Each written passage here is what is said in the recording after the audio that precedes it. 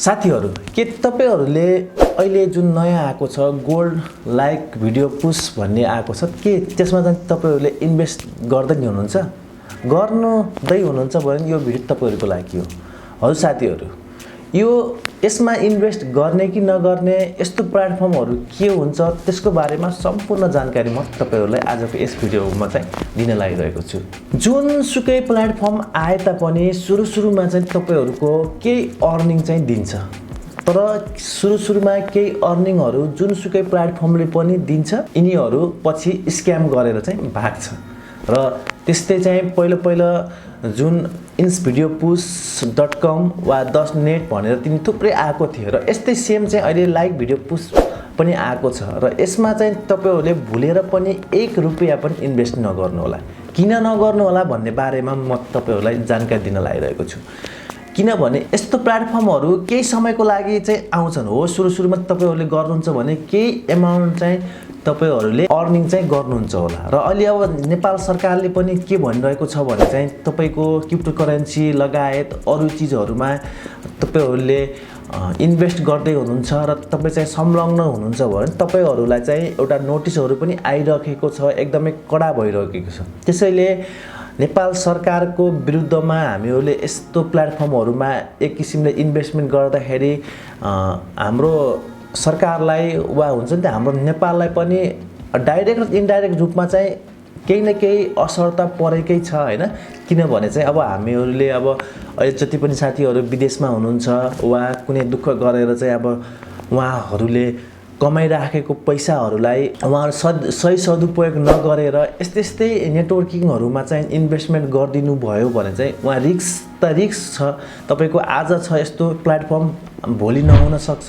त्यस्तो अवस्थामा चाहिँ केही किसिमले यी पैसाहरु जति इन्भेस्टमेन्ट गर्नु भएको छ त्यो फस्यो र त्यो डुबेर भाग्यो भने हामीले कहाँ गएर जुट गर्ने। किनभने नेपाल सरकारले त यसलाई त इलिगल भनिसकेको छ। त्यो भएको हुनाले पनि यस्तो प्लेटफर्महरुमा अब हामीले टाइम लस चाहिँ नगर्नु होला म भन्न चाहन्छु। र अहिले जुन एउटा नयाँ फेरि आएको रहेछ त्यो चाहिँ मलाई एउटा साथीले चाहिँ सेन्ड गर्नुभयो र यसमा चाहिँ तपाई जोइन हुनुस् भनेर चाहिँ उहाँले भन्नु भएको थियो र मैले हेरे र म तपाईलाई त्यो देखाउन पनि चाहन्छु डिस्प्लेमा। र यो यसको बारेमा केही कुराहरु थोरै केही कुराहरु चाहिँ हामीले हेरौं कस्तो प्लेटफर्म छ के छ यो भित्र गएर हैन यस्तो हेरौं हैन।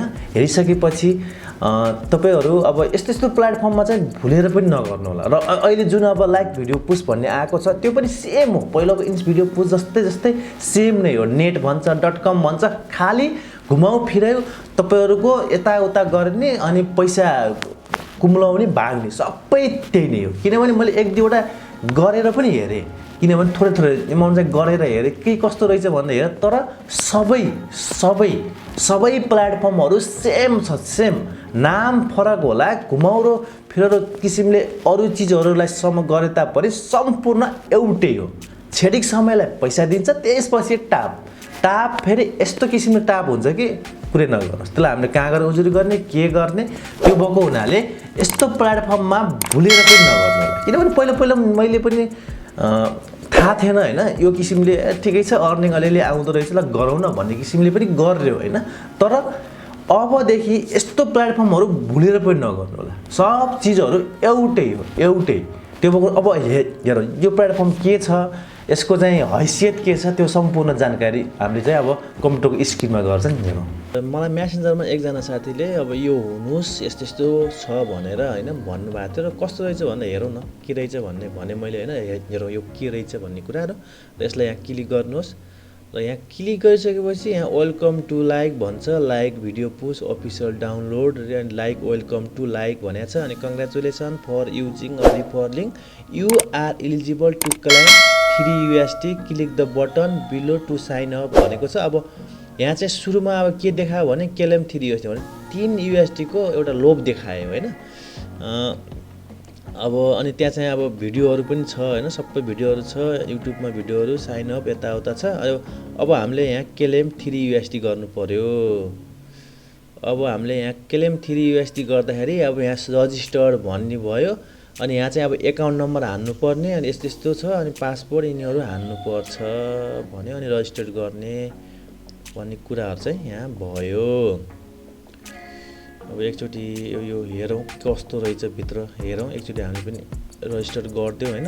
यस्तो प्लेटफर्महरुमा झुक्केर नगर्नु, सेम प्लेटफर्म एउटै हुन्छ, यो पनि सब इन्स भिडियो जस्तै छ, सेम छ।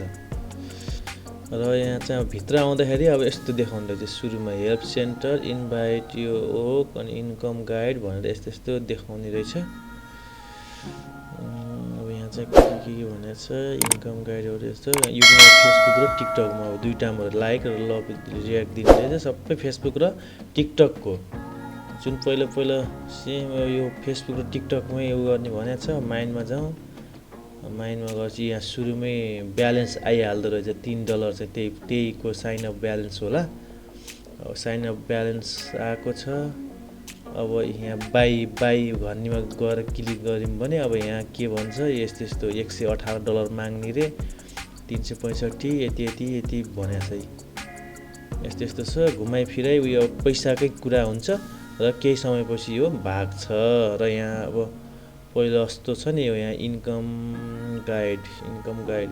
गाइडमा जाम गएर हेरौँ। अब यहाँ 0 रे, त्यसपछि $40 मा यति भन्छ अनि अब फेरि इन्क्रिज के दिइरहेको छ। यो सबै अब हेर्दाखेरि उही सेम हो। यो केही समय हुन्छ, केही समयपछि यो भाग्छ, अरु यो केही हैन।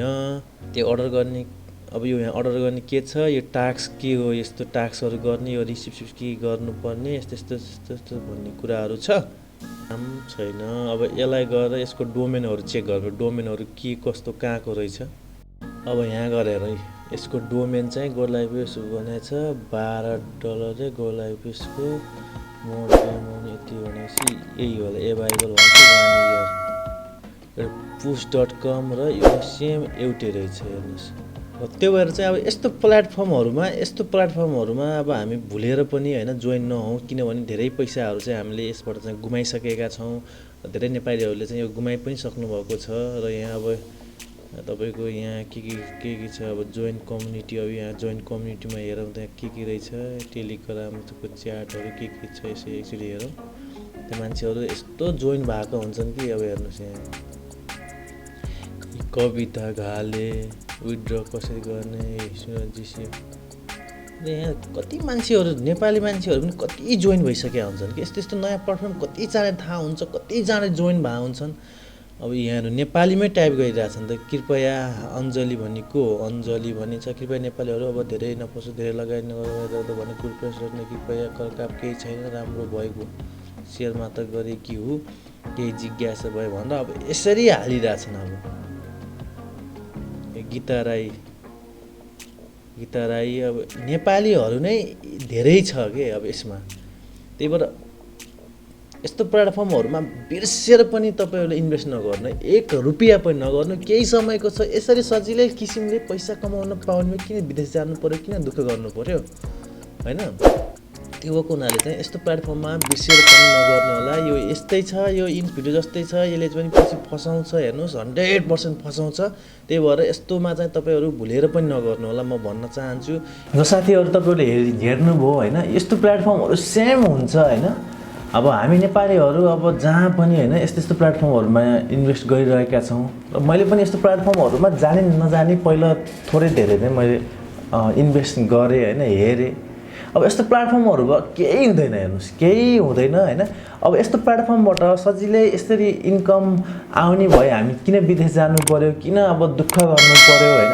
हामी अब रोजगारीको सिलसिलामा कति विदेशहरु गएका छौं। अब घरमै बसेर सजिलै किसिमले यसरी दैनिक रूपमा चाहिँ आउँछ भने चाहिँ हामीले विदेश जाने इन्कमहरु जति पनि विदेश जाने जति पनि इन्भेस्ट हुन्छ, जति पनि लगानी हामीले विदेश जान गर्नुपर्ने हुन्छ, त्यो लगानी यसै प्लेटफर्ममा गर्दैपछि त हामी किन जानु पर्यो विदेश, हो किन भन्नुस् त।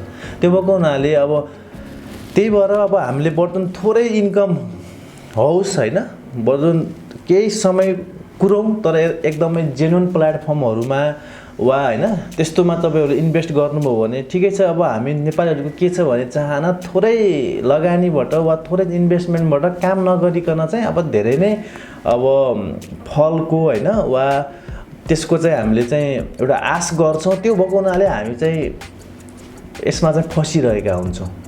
त्यो भएको हुनाले यस्तो प्लेटफर्महरुमा तपाईहरुले कुनै पनि इन्भेस्ट नगर्नु होला म भन्न चाहन्छु किनभने म आफूले भोगेको हो किनभने म पनि अब कुनै समयमा विदेश गएको थिएँ र विदेश जाँदाखेरि पनि कति त्यहाँ गएर कति काम गर्नुपर्ने हुन्छ कति चाहिँ हामीले त्यहाँ मेहनत गर्नुपर्ने हुन्छ र बल्ल हामीले त्यो बराबरको जुन हाम्रो पारिश्रमिक छ त्यो हामीले प्राप्त गर्छौं तर यहाँ घरमै बसेर तपाईको सजिलै किसिमले यो किसिमको पैसा आउँछ भने चाहिँ हामीले किन त्यस्तो पारिश्रमिक गर्नुपर्ने हुन्थ्यो र किन हामी बाध्यताले चाहिँ हामीले आफ्नो पारिवारिक छोडेर चाहिँ विदेश जानुपर्ने हुन्थ्यो त्यो भएको हुनाले यस्तो प्लेटफर्महरु क्षणिक समयको लागि हो र कुन बेला चाहिँ यो टाप हुन्छ भन्ने कुराहरु चाहिँ केही थाहा हुँदैन त्यो भएको हुनाले मैले तपाईहरुलाई रिक्वेस्ट गरे यस्तो प्लेटफर्महरुमा जानी नजानी तपाईहरुले कुनै पनि इन्भेस्ट नगर्नु होला हो मानिसहरुले सुरुमा चाहिँ हैन थाहा हुँदैन ल होच कस्तो हो भनेर चाहिँ अब ट्राई गर्ने भन्ने हुन्छ तर पनि बारम्बार त्यही कुराहरु दोहोर्याइराख्नु चाहिँ एकदमै गल्ती हो हैन त्यो कुराहरु म आफूले पनि स्वयं भोगेको हुनाले चाहिँ अब चाहिँ यस्तो प्लेटफर्महरुलाई चाहिँ तपाईहरुले चाहिँ कुनै रूपमा पनि यसलाई चाहिँ नस्वीकार्नु होला भन्न चाहन्छु आजको यो भिडियो कस्तो लाग्यो र आगामी दिनहरुमा यस्तै नयाँ भिडियोको लागि हाम्रो यस च्यानल तपाईहरु सब्स्क्राइब गर्नुभएको छैन भने कृपया सब्स्क्राइब पनि गरिदिनु होला भन्दै आजलाई बिदा चाहन्छु होस् त नमस्कार तपाईको दिन शुभ रहोस् जय नेपाल